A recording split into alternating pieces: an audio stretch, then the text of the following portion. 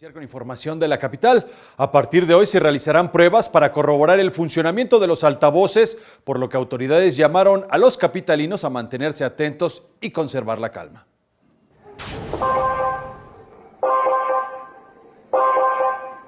Prueba de audio.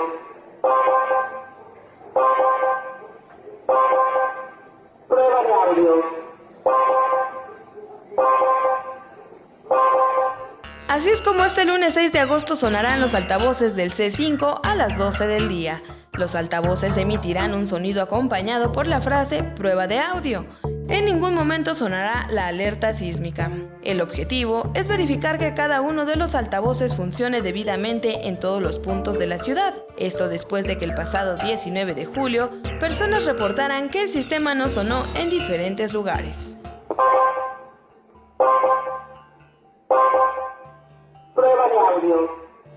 La frase emitida es con la intención de no alarmar a los ciudadanos y que no se genere una confusión al escuchar alguna de las 12.354 altavoces que existen en la ciudad, de las cuales 1.481 no emitieron la alerta, 757 de ellas porque tienen equipo obsoleto. Los capitalinos indican que es una buena opción debido a que al sonar oportunamente puede evitar la pérdida de vidas. Que si suena con tiempo, pues se puede uno poner a salvo si hay algún derrumbe o algo.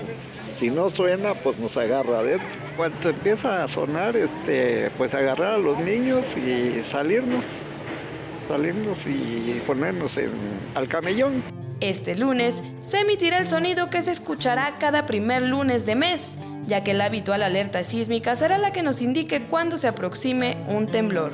Con imágenes de Andrés Brito, Iraíz Morquecho, 21 Noticias.